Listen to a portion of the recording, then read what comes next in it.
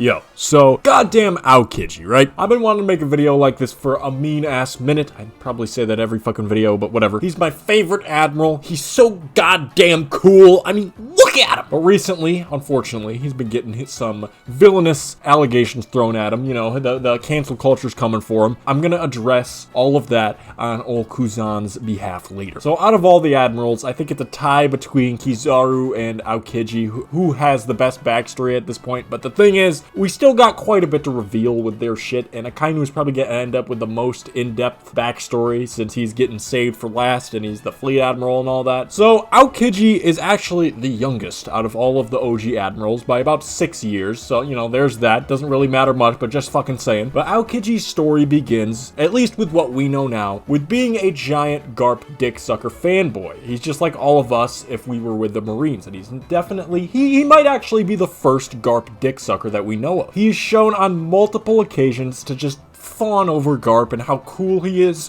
Garp is basically this dude's role model, and I don't blame him. And if there's anybody in the Marines that you would want as your role model or mentor, it's probably your boy Garp. But after begging Garp to be his fucking sensei, he got on his knees begging for him. Okay, not like that. He trained with Garp, punching fucking battleships without haki or devil fruits or anything like that. Just pure fucking strength, which aokiji didn't even know how to use haki at that point. And he was probably like 20-ish years old. And eventually aokiji's punches got as loud and at least comparably powerful to prime Garp. So all that shit about admirals being carried by their devil fruits cannot be applied to this dude. He's just straight up filthy, devil fruit or not. Like that shit that we saw Kobe do, the fucking honesty impact or whatever lame ass name they gave it. Aokiji can do that. And probably better. The next place we see a young aokiji is a few years later on Ohara, performing a fucking buster call, and he's a vice admiral at this time, I believe. He's kind of perceived as a villain because, I mean, he fucking froze the boy Saul,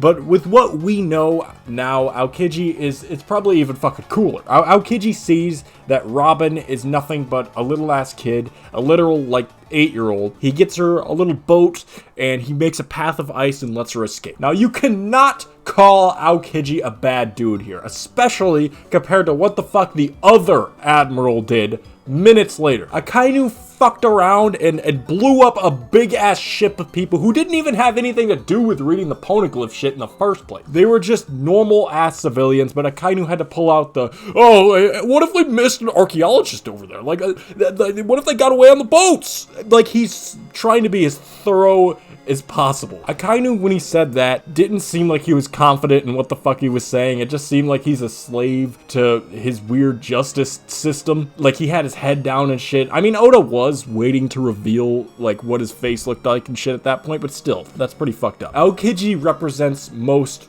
real people in the real world in that situation, I think. I mean, I'm no politics junkie. I stay away from that bullshit.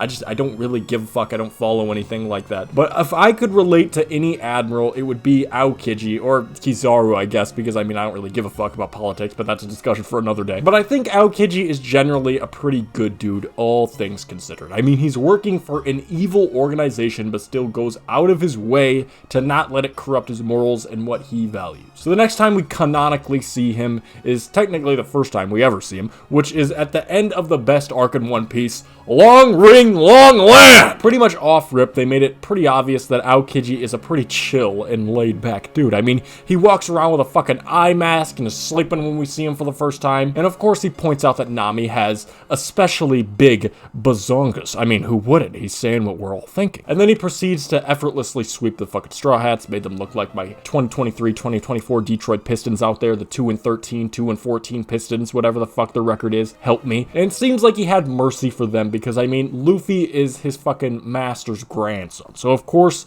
he won't just go out and kill him, but he does much more than that later. So we don't really see aokiji again until Marineford, where he saves Luffy multiple times without making it, you know, completely obvious. He saves Luffy from Akainu, and I believe Mihawk. I may mix one of those up. It's one of those, or both. But he definitely saved him by seeing that somebody was gonna hit Luffy with a strong-ass attack like Akainu. Akainu never fucking holds back. He's always going for the kill. And aokiji was swoop in and hit Luffy with a weaker attack so that he could just, you know, shrug it off and keep going. So aokiji clearly fucks with Luffy. Like, he let him get away that one time in Long Ring Long Land, but he didn't have to save him in Marineford. But he did anyway. He doesn't owe Luffy anymore. Aokiji was also kind of a star player in Marineford, alright, as were all 3 of the admirals. Aokiji had that nutty-ass Ice Age freezing those waves. He went absolutely apeshit. After Marineford, we see him in Punk Hazard, you know, underrated arc, by the way. Go watch Punk Hazard. The island that he and Akainu permanently altered from their crazy-ass fights that took 10 goddamn days. So clearly, this dude Aokiji is at least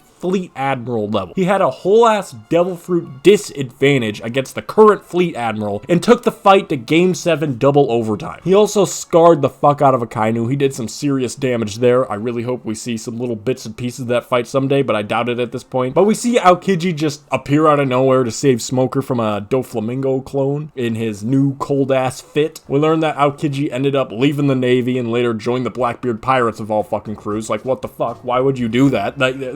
They're the bad guys. What are you doing? And Aokiji is doing some pretty fucked up shit under Blackbeard, including having to fight his daddy Garp. Like, that shit sucks, but I don't think it makes him any less of a good-ass dude, and it falls right in line with his character. Each and everything that Aokiji has done so far is consistent, and it has a reason behind it. He's not stupid. Aokiji was never some kind of pushover like Kizaru that didn't care. It seemed like Aokiji didn't care because he's lazy and he's sleeping all the time, but he has beliefs that he stands by, and he wants to change the world in his way, and he believes that the only way he can achieve that right now is Blackbeard. That doesn't necessarily mean he likes Blackbeard or agrees with anything that he stands for, but he can't accomplish what he wants to accomplish without Blackbeard's help. That's why Blackbeard's crew is very similar to the Zebek crew in a lot of ways. Nobody in Zebek's crew actually likes Zebek or anything, but they had to stick around with him to do whatever they needed to do for themselves. We see that clear as day here with Aokiji, and I think if Aokiji really wanted to, he could pretty easily solo the Blackbeard Pirates that one time that he initially met up with them, or at least everybody except Blackbeard. He could very easily just hit him with an Ice Age and one-shot all of them. So I don't think Aokiji is evil or anything, and I don't think that he killed Garp either. I think Garp is still alive.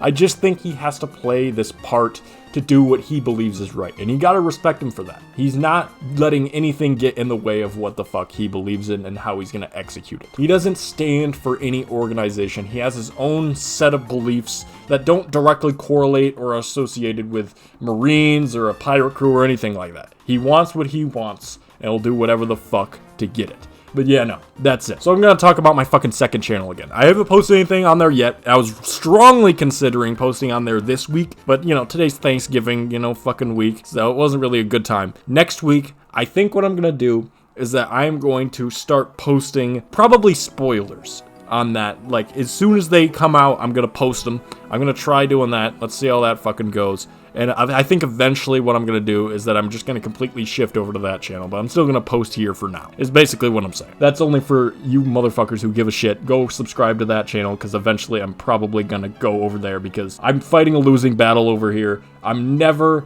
going to succeed on this channel, as sad as that sounds. I'm putting all my eggs in the second channel basket. Go fucking subscribe to it. But, yeah.